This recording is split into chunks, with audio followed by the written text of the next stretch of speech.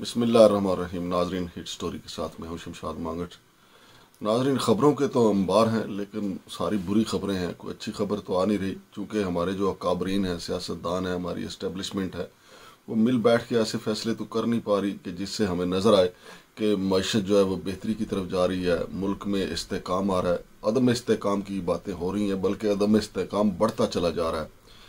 नाज़रीन, चाहिए तो यह था कि इलेक्शन कमीशन ऑफ पाकिस्तान के बारे में कोई जो भी बात करता, लेकिन इलेक्शन कमीशन ऑफ पाकिस्तान को अपनी गैर जानबदारी बरकरार रखनी चाहिए थी। काश के ऐसा होता कि हमारे army chief general Asim Munir साहब जब उम्रा की अदायगी के लिए गए तो मोहसिन नकवी साहब उनके साथ ना होते, जो निगरान वज़ीर आला पंजाब हैं। लेकिन हमारी बदकिस्मती देखिए कि जो हमारे साथ हो रहा होता है वो फिर वीडियो का जो कैमरा है कहीं ना कहीं उसको पकड़ ही लेता है। मोहसिन नकवी साहब अगर वज़ीर आज़म शहबाज शरीफ के साथ होते तो कोई बात नहीं थी, फिर भी खैर स्कैंडल तो बनता कि, और ये ऐसी तस्वीरें आई भी हैं, जरदारी साहब के साथ भी उनकी आई हैं, और जरदारी साहब तो उनको अपना बेटा भी कहते हैं। लेकिन आसिम मुनीर साहब जो हमारे, जिनसे बहुत ज़्यादा तवक्कुआत अवाम ने वाबस्ता की हुई हैं कि वो आएंगे तो वो सिस्टम जो है वो बेहतरी की तरफ जाएगा और मुल्क में इस्तेहकाम आएगा, लेकिन अब जब वो उम्रा की अदायगी के लिए गए तो उस वीडियो में जब मोहसिन नकवी को देखा गया, फिर मोहसिन नकवी का नाम आया निगरान वज़ीर आला के लिए, फिर कुछ हलकों ने कहना शुरू कर दिया कि मोहसिन नकवी ही वज़ीर आला पंजाब हो गए, और फिर वो हो गए वज़ीर आला पंजाब। अब मोहसिन नकवी साहब आए और उन्होंने तबादलों का झक्खड़ चला दिया। हालांकि वो निगरान वज़ीर आला जो भी आता है वो तबादले नहीं कर सकता, लेकिन इलेक्शन कमीशन उस वक्त तक खामोश रहा जब तक कि मतलूबा जो तबादले थे कर नहीं दिए गए।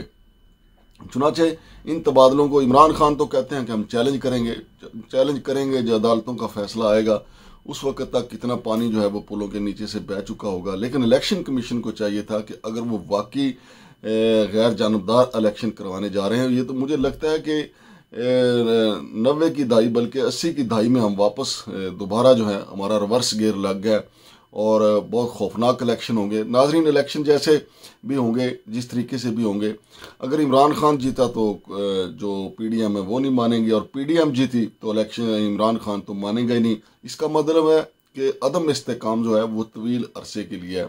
और तवील अरसे के लिए क्यों है?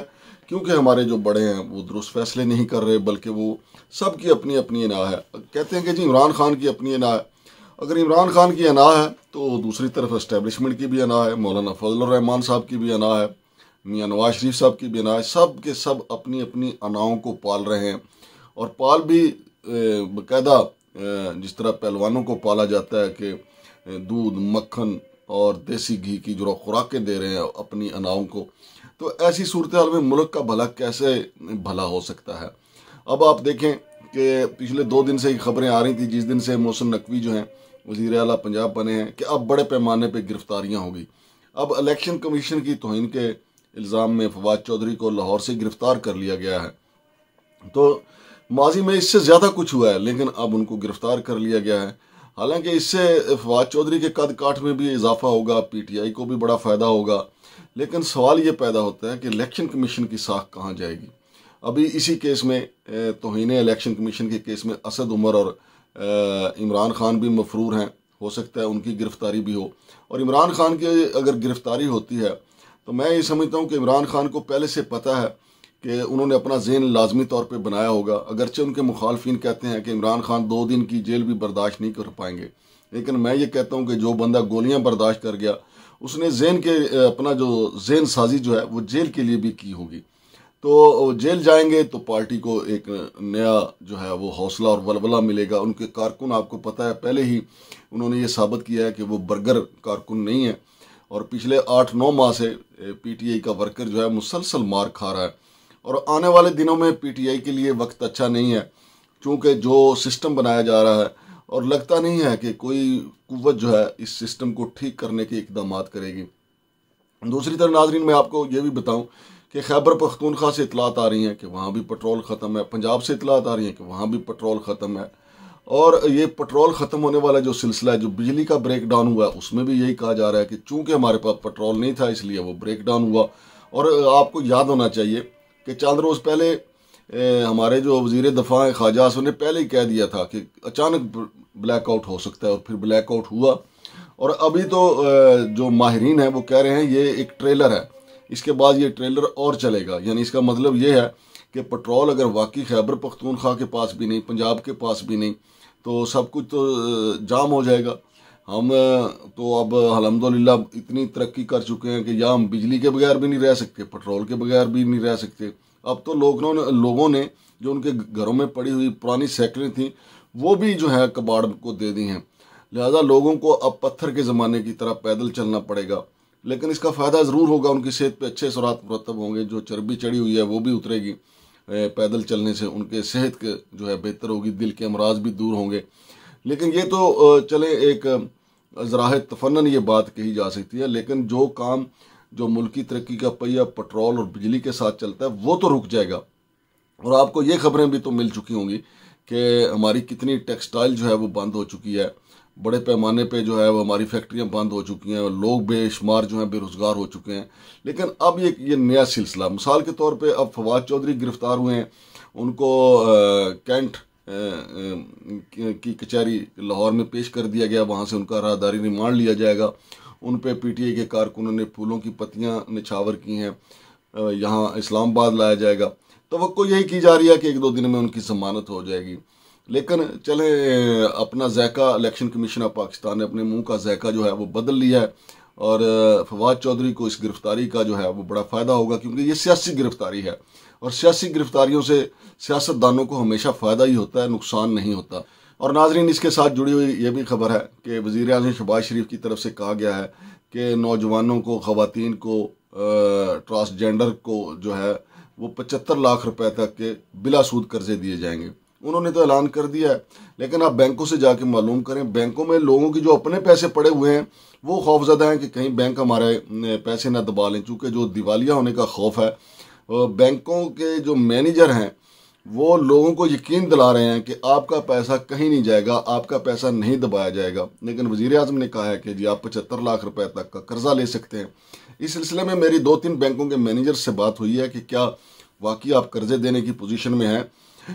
तो उनका ये कहना है कि भाईजान हम तो डंग टपाऊ पॉलिसी के तहत चल रहे हैं, पता नहीं फिर हुकूमत ने जहाँ पे ऐलान किया आप उस बैंक में जाएं, वहाँ से जाके कर्जे ले लें। तो मेरा ये ख्याल है कि इस जो मुश्किल सूरत हाल है, ऐसे ऐलानात नहीं करने चाहिए जिससे मज़ीद हुकूमत की सुबकी हो। और अगर वाकई वज़ीर-ए-आज़म साहब ने ये कहा है कि 75 लाख रुपए तक के कर्जे नौजवानों को, ख़वातीन को, ट्रांसजेंडर्स को यानी ख्वाजा सराओं को दिए जा सकते हैं, तो फिर वज़ीर-ए-आज़म साहब एक वज़ीर की ड्यूटी लगाएं कि वो बैंकों में जाएं और उधर लाइन लगवाएं लोगों को, बेरोज़गारों की, और उनके कागजात चेक करें, फिर उनको कर्जे मिलने चाहिए। अदरवाइज़ तो फिर आपकी ये बड़ी सुबकी होगी, आपके लिए बदनामी का बायस होगा कि आप कर्ज़ों की अदायगी ना करें। और दूसरा नाज़रीन, जो सूरत हाल मुल्क में बन रही है कि अभी तक गवर्नर खैबर पख्तूनख्वा और गवर्नर पंजाब ने इलेक्शन का कोई नहीं बताया कि इलेक्शन कब होंगे। बस निगरान हुकूमतें कायम हुई हैं और पंजाब में निगरान जो वज़ीर आला हैं उन्होंने अपना काम शुरू कर रखा है। अब देखते हैं कि क्या, कुछ तो आईनी माहिरीन का कहना है कि इलेक्शन कमीशन ऑफ पाकिस्तान ने जो निगरान वज़ीर आला मुकर्रर कर दिया उसको चैलेंज नहीं किया जा सकता, लेकिन पीटीआई कह रही है चैलेंज करेंगे। दूसरा, फिर आते ही मोहसिन नकवी साहब ने जो तबादले किए हैं उनको भी कहते हैं कि जी हम चैलेंज करेंगे, पता नहीं कितना रिलीफ मिलता है या नहीं। बहरहाल चैलेंज करना पीटीआई का हक है और पीटीआई को ये चैलेंज करना भी चाहिए।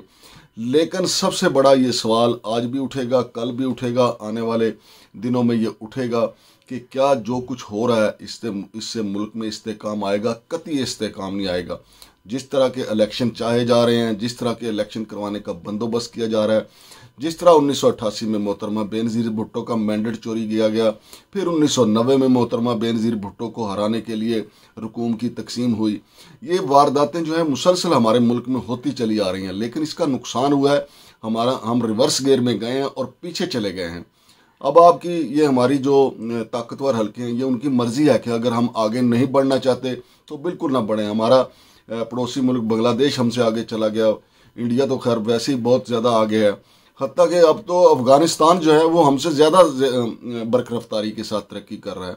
लेकिन क्या ही बात होती कि सारे फ्रीकैन जो हैं वो मिल बैठ के ये फैसले करते कि पाकिस्तान को कैसे तरक्की देनी है, अवाम को महंगाई से कैसे बचाना है, अवाम को बेरोज़गारी के अफरियत से कैसे बचाना है, अवाम को इत्मीनान कैसे देना है। पाकिस्तान के अवाम में के अंदर सबसे ज़्यादा जो है वो बदइत्मीनानी फैली हुई है। अब खुद देख लें कि हर नौजवान जो है वो बाहर जाने के चक्कर में है। अभी कल एक वीडियो आई है जिसमें पाकिस्तान के जो 7 नौजवान जो हैं वो बैरून मुल्क जाने के चक्कर में अलजज़ायर में फंसे हुए हैं। वो हुकूमत से अपील कर रहे हैं हमारी जान बचाएं। अब यहाँ वो बैठे हुए थे, उनको ये था हमारे पास रोज़गार नहीं है, हम बेरोज़गारी में मर जाएंगे। अब बाहर बैठे हुए हैं तो अलजज़ायर के डाकू उनको मार रहे हैं। उन्होंने अपने वालिदैन को भी कहा है कि उनका कहना है कि हमारे वालिदैन हमारा माल डंगर मवेशी बेच के डाकुओं को पैसे दे चुके हैं, लेकिन हमारी जान छुड़ाई जाए। अब सवाल ये पैदा होता है कि पाकिस्तानी बेचारे क्या करें, यहाँ बैठते हैं तो तब भी मारे गए, बाहर जाते हैं तब भी मारे गए। लेकिन हुकूमतें जो हैं वो सिर्फ किसी को अपना मैंडेट बचाने की फ़िक्र है, किसी को अपना इलेक्शन जीतने की फ़िक्र है, किसी को अपना इक़्तिदार बचाने की फ़िक्र है, लेकिन अगर फ़िक्र नहीं है तो अवाम की नहीं है। हालिया ये जो गिरफ्तारियों का सिलसिला शुरू हुआ है तो यकीनी तौर पे इससे मुल्क में अदम इस्तेहकाम और आएगा, चूँकि अभी तक पाकिस्तान की कोई कुव्वत, ना अदलिया ना इस्टेबलिशमेंट, हत्ता के बजाते खुद सियासतदान इसमें संजीदा नहीं है कि इलेक्शन जो है शफाफ और गैर जानबदार करवाए जाएँ। बहुत मोहलक असरात इसके मुरतब होंगे पाकिस्तानी सियासत पे, पाकिस्तान की मईशत पे और पाकिस्तान के इस्तेहकाम पे इंतहाई मनफी असरात मुरतब होंगे। शमशाद मांगट को इजाज़त दीजिए। अल्लाह हाफ़िज़।